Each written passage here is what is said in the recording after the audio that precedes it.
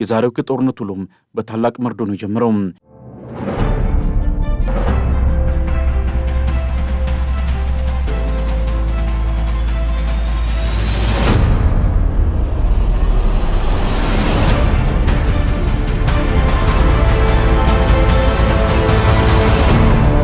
የዛሬው የጦርነት ውሎም በታላቅ መርዶ ነው የጀመረው።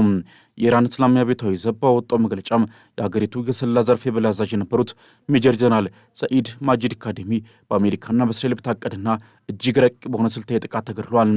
ካዴሚ የተገደሉት ዛሬ ማለዳ ላይ ሲሆን ቴህራንም ይህንን ድርጊት እንደ ታላቅ የጦር ወንጀልና የአገሪቱን አከርካሪ የመስፈር ሙከራ አድርጋ በመቁጠርም አሜሪካና እስራኤልን በደም እንደምትበቀል ሆናለች። የአገሪቱ የስለላ አዛዥ መወገድ ለኢራን የደህንነት መዋቅር እጅግ ከባድ ኪሳራ መሆን አያጠራጥርም። ምክንያቱም ካዴሚ እንደ አውሮፓውያን አቆጣጠር ሰኔ 15 ቀን 2005 በተመሳሳይ በእስራኤል ጥቃት ተገደሉትን መሐመድ ካዚሚን በመተካት ለስርዓቱ ህልውና እንደ ብረት ግንብ ሆነው ሲያገለግሉ የነበሩ ጉምቱ ሰው ናቸው። የስለላ ኃላፊው ባሳለፍነው የካቲት ወርም በኢራን የተቀሰቀሰውን አመፅ እስራኤልና አሜሪካ አስተባብሮታል ሲሉም በተደጋጋሚ በመክሰስ ይታወቃሉ። በወቅቱም በሺዎች የሚቆጠሩ ሰዎች የተገደሉበትን አመፅ ፕሬዚዳንት ዶናልድ ትራምፕ የተቀነባበረ የግድያ ስትራቴጂን በመጠቀም ኢራናውያንን እያስፈጁ ነው ሲሉ ወቅሰው ነበር። ኢራን በከባድ ጦርነት በምትገኝበት በአሁኑ ወቅትም የካዴሚ መገደል የኢራን የደህንነትና የስለላ መዋቅር ላይ ከፍተኛ ተጽዕኖ ሊፈጠር እንደሚችል እየተነገረ ነው።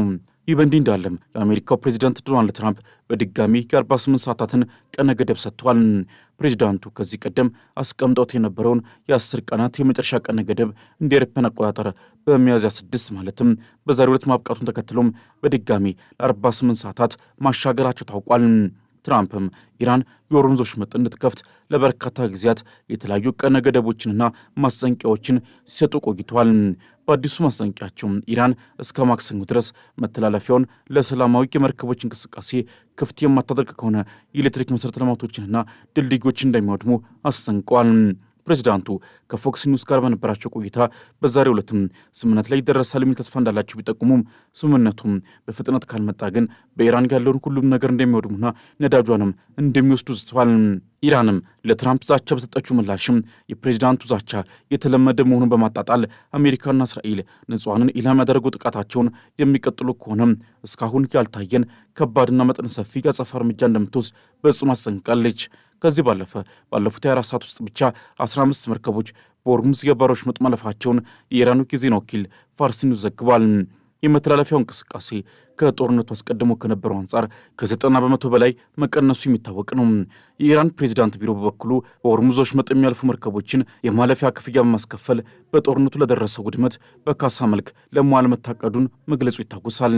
በቴህራን ሰማይ ላይ የሚወርደው እሳት ደግሞ አገሪቱን ወደ ፍርስራሽነትና ወደ ጭጋግ እየለወጣት ነው። የእስራኤልና የአሜሪካ የጦር አውሮፕላኖች ዛሬ ማለዳ በታዋቂው የሻሪፍ የቴክኖሎጂ ዩኒቨርሲቲ ላይ ያደረሱት ድብደባ የትራምፕ እብደት ማሳያ ነው ሲሉ የኢራን የመጀመሪያ ምክትል ፕሬዚዳንት ዶክተር መሐመድ ሬዛ አሬፍ በከፍተኛ ዘንና ቁጣ ገልጸዋል። የዩኒቨርሲቲ ቴክኖሎጂ ማዕከልና ታሪካዊ መስጊድም በአየር ድብደባው ወደ አመድነት የተቀየሩ ሲሆን የጥቃትም በከተማ የጋዝ አቅርቦት እንዲቋረጥም ምክንያት ሆኗል። ዶክተር አሪፍ ሲናገሩም ትራምፕ የማይረዱት ነገር ቢኖር የኢራን እውቀት በቦምብ በሚፈርስ ኮንክሪት ውስጥ የተገነባ አይደለም። እውነተኛው ምሽጋችን የሊቃውንቶቻችን ጽኑ ፍቃድ ነው። ይህ ምሽግ ደግሞ በፍጹም አይፈርስም ብሏል። ይሁን እንጂ ጦርነቱ ከተጀመረ ወዲህ እንደ ቴህራን የሳይንስና ቴክኖሎጂ ዩኒቨርሲቲና ሻሂድ ቤሺት ዩኒቨርሲቲ ያሉ የእውቀት ማዕከላት በእሳት እየነደዱ መሆናቸው አሜሪካ የኢራንን ትውልድ ለማጥፋት የያዘችውን ግልጽ ግብ ያሳያል እየተባለ ነው። በመላው ቀጠናው የአየር ላይ ማስጠንቀቂያ ደወሎችም ዛሬም ሲጮሁ ውለዋል።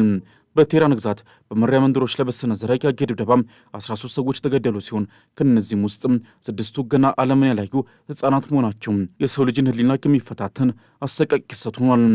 በሊባኖስ በኩል ያለው እልቂትም ከመቼውም ጊዜ በላይ ተባብሶ ቀጥሏል። እስራኤልም በደቡብ ሊባኖስ በአይን ሳዴህ በሚገኝ የመኖሪያ ሕንፃ ላይ በፈጸመችው ጥቃትም 11 ሰዎች ሲገደሉ ጦርነቱ ከተጀመረ ወዲህ የሟቾች ቁጥር 1400 ደርሷል። በሺዎች የሚቆጠሩ ሰዎች የፈረሱ ቤቶቻቸውን ፍርስራሽ እየመረመሩ የሚወዷቸውን ሰዎች አስክሬን በመፈለግ ላይ ይገኛሉ። በእስራኤል በኩል ደግሞ በአይፋ ከተማ የመኖሪያ ሕንፃ ላይ በደረሰ ጥቃት አዛውንቶችና የ5 ዓመት ሕፃናት በጭስ ታፍነው ለሕክምና ተወስዷል። በመካከለኛው እስራኤልም በሚሳኤል ስብርባሪዎች የቆሰሉ ሰዎች መኖራቸው የተገለጸ ሲሆን አንድ የ34 ዓመት ወጣትም ክፉኛ መቁሰሉ ተዘግቧል። የእስራኤል ጦር ከኢራን የሚመጡ ሚሳኤሎችን ለመጥለፍ ሌሊቱን ሙሉ በአየር ላይ ፍልሚያ ሲያደርግ አድሯል። የጥፋት እሳት ወደ ጎረቤት ሀገራትም እንደ ሰደድ እሳት ተሰራጭቷል። በተባበሩት አረብ ኤምሬቶች በአቡዳቢ የኢንዱስትሪ ዞን ውስጥ በሚገኘው ራኒን ሲስተምስ በተሰኘ የቴክኖሎጂ ኩባንያ ላይ የአየር መከላከያ አስበርባሪዎች ወድቀው አንድ የጋና ዜጋ ቆስሏል። ኢራን በኤምሬትስ ትልቁ የቴሌኮም ድርጅት በሆነው ዱ ላይ የድሮን ጥቃት መፈጸሟ ተነግሯል።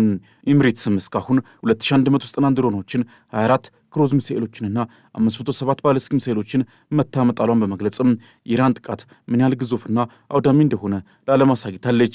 ሳውዲ አረቢያን በበኩሏ ባለፉት ጥቂት ሰዓታት 2 ድሮኖችን መታመጣሏን በይፋ አስታውቃለች።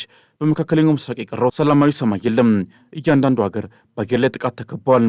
የኢራን ምክትል የውጭ ጉዳይ ሚኒስትር ካዚም ጋሪባባዲ የትራምፕን ዛቻ የጦር ወንጀልና የተባበሩት መንግስታት ድርጅት ቻርተርን አንቀጽ 2 ንዑስ አንቀጽ 4ን በግልጽ መጣስ ነው ሲሉ ከሰዋል። ይህ አንቀጽም አባል ሀገራት በሌላ ሀገር ሉዓላዊነት ላይ ኃይል እንዳይጠቀሙ የሚከለክል ቢሆንም ትራምፕ ግን ይህን ዓለም አቀፍ ስርዓት በገዛ እጃቸው አፈራርሰውታል ብሏል። የዓለም አቀፉ የወንጀለኞች ፍርድ ቤት አይሲሲ መስራችና የቀድሞው ዋና አቃቤ ሕግ ሉዊስ ሞሬና ኦካምፖ እንዳሉትም ሲቪል ተቋማትን የኤሌክትሪክ ኃይል ማመንጫዎችንና የኃይል ማጣሪያዎችን ሆን ብሎ መምታት በዓለም አቀፍ ሕግ እንደ ከባድ የዘር ማጥፋትና የጦር ወንጀል ይቆጠራል። የዋይት ሀውስ ቃል አቀባይ ካሮሊን ሌቪት ግን ይህንን ወንጀላ ውድቅ በማድረግም ትራምፕ ኦፕሬሽን ኤፒክ ፎሪን እስከ መጨረሻው ግቡ ለማድረስ ቆርጠው መነሳታቸውንና የኢራን አገዛዝ እጅ እንዲሰጥም እንደሚጠብቁ ገልጸዋል። በቴህራንና በካራጅ ከተሞች የሚኖሩ ዜጎች ሕይወትም ወደ ሲኦልነት ተቀይረዋል። ወደ ረግረግ ውስጥ እየሰመጥን ነው፣ ምንም ማድረግ አንችልም በማለትም ተራው ሕዝብ ስጋቱን እየገለጸ ይገኛል። ትራምፕም የሆርሙዝ ወሽመጥ ካልተከፈተ ኢራናውያን በሲኦል ውስጥ ይኖራሉ በሚል በፈጸሙ ዛቻ ምክንያትም ህዝቡ በከፍተኛ የስነልቦና ሽብር ውስጥ ይገኛል። ይሁን እንጂ ኢራን የሆርሙዝ ወሽመጥን በተመለከተ ሌላ ረቂቅ ቁማር እየተጫወተች ነው። ባለፉት የ4 ሰዓታት ውስጥ 15 መርከቦች በኢራን ፍቃድ እንዲያልፉ መደረጉን ፋርስ የዜና ወኪል አስታውቋል። ኢራን ኢራቅን ከማንኛውም እገዳ ነጻ ስታደርግ ሌሎች ሀገራት ግን በወሽመጡ ለማለፍ ከፍተኛ ክፍያ እንዲከፍሉ የሚያስገድድን አዲስ ህጋዊ ስርዓት ልታስተዋውቅ እንደሆነም ፍንጭ ሰጥታለች። የኢራን ፕሬዝዳንት ጽህፈት ቤት ረዳት መህዲ ታባታባይ እንደገለጹት ከሆነም ወሽመጡ የሚከፈተው ከክፍያው የሚገኘው ገቢ በጦርነቱ ለሀገሪቱ ለደረሰው ውድመት ካሳ ሆኖ እንዲያገለግል ስምምነት ላይ ሲደረስ ብቻ ነው። በዲፕሎማሲው ረገድ ግን ነገሮች የታነቁ ይመስላሉ። አንድ የቢቢሲ ምንጭ እንደገለጹትም ጦርነቱ ሳይቆም ትርጉም ያለው ድርድር ማድረግ የማይቻል ነው። በአሁኑ ሰዓትም በዋሽንግተንና በቴህራን መካከል የሚደረገው ግንኙነት በሚስጥር የሚካሄድ ቢሆንም የኢራን የመገናኛ ዘዴዎች መቋረጥና የባሩድ ጭሱ መልእክት ለመለወጥ ትልቅ እንቅፋት ሆኗል። ፓኪስታን፣ ቱርክና ግብፅ ሽምግልናውን ለመምራት ቢጥሩም ትራምፕ ግን ወሽመጡ ይከፈታል፣ አለበለዚያ ሁሉንም ነገር አፈነዳዋለሁ በሚለው ግትር አቋማቸው ቀጥለዋል።